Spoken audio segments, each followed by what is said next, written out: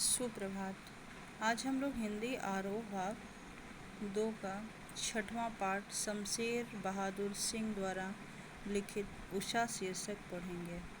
सबसे पहले हम लोग शमशेर बहादुर सिंह जी के जीवन परिचय, साहित्यिक परिचय और रचनाओं पर प्रकाश डालेंगे। 13 जनवरी 1911 को देहरादून, उत्तर प्रदेश, अब जो उत्तरांचल में हो गया है, वहीं इनका जन्म हुआ। हाई स्कूल और इंटर गोंडा से तथा बीए एवं एमए पूर्वार्ध इलाहाबाद से इन्होंने किया। इन्हें कबीर सम्मान तथा साहित्य अकादमी पुरस्कार सहित अनेक पुरस्कारों से सम्मानित किया गया। सन 1993 में दिल्ली में इनका निधन हो गया। कवि शमशेर बहादुर सिंह जी खुद को उर्दू और हिंदी का 2 आब मानते थे, यानी कि इनकी रचनाएं हिंदी और उर्दू दोनों में होती थीं। इसलिए उनकी कविता का एक संधि स्थल पर खड़ी दिखाई देती है। उनकी कविता जो है एक संधि स्थल पर खड़ी दिखाई देती है।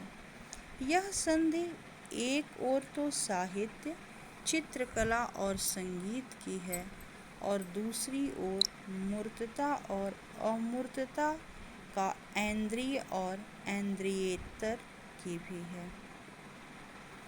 प्रगतिशील विचारों और शिल्प के स्तर पर प्रयोगधर्मी कवि शमशेर बहादुर सिंह जी की पहचान बिंबधर्मी कवि के रूप में होती है। शमशेर बहादुर सिंह के जो विचार थे वो प्रगतिशील थे और बिंबधर्मी कवि के रूप में ये उभरे।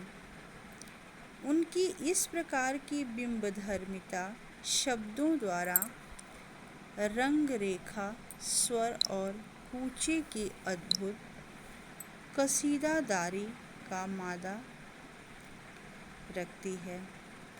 उनका चित्रकार मन कलाओं के बीच की दूरी को कम करने के साथ साथ भाषातीत भी हो जाना चाहता है।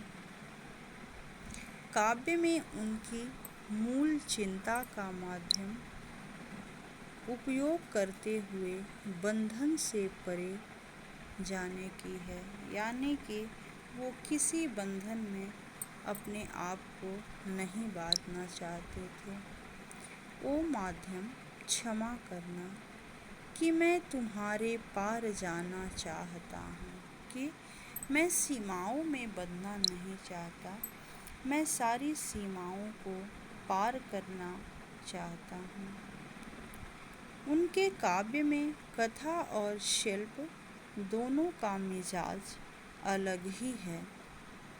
उर्दू शायरी के प्रभाव के कारण ही उन्होंने संज्ञा और विशेषण से अधिक बल सर्वनामों, क्रियाओं, अव्ययों और मुहावरों पर दिया है।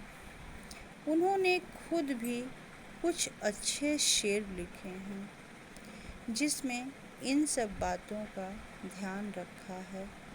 सचेत इंद्रियों का स्वामी यह कवि जब प्रेम की पीड़ा, संघर्ष और सृजन को गूंथ कर कविता का महल बनाता है तो वह ठोस होने के साथ साथ अनुगूंजों से भी भरा होता है। उनकी कविता न केवल पाठक को पढ़े जाने के लिए आमंत्रित करती है, बल्कि सुनने और देखने को भी विवश करती है। यानी कि शमशेर बहादुर जी की कविताओं में यह गुण प्रचुर मात्रा में है कि पाठक जो है उसकी तरफ आकर्षित होता है और उसे बार बार पढ़ने की इच्छा करता है। इन्होंने अपने रचनाओं में व्याकरण के नियमों का भी पूरी तरह से ध्यान रखा है। इनके द्वारा लिखा हुआ जो शीर्षक हमें पढ़ना है वो है उषा। उषा यानी कि प्रातः काल का समय।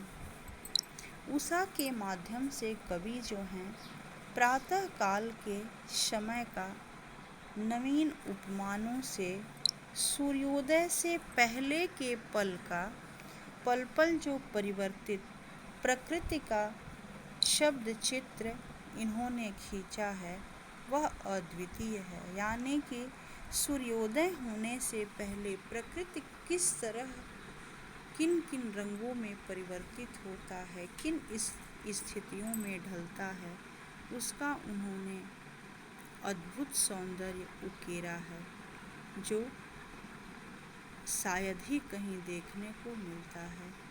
आज के लिए बस इतना ही। धन्यवाद। बचा हुआ जो उषा शीर्षक है उसे हम लोग कल पढ़ेंगे। धन्यवाद।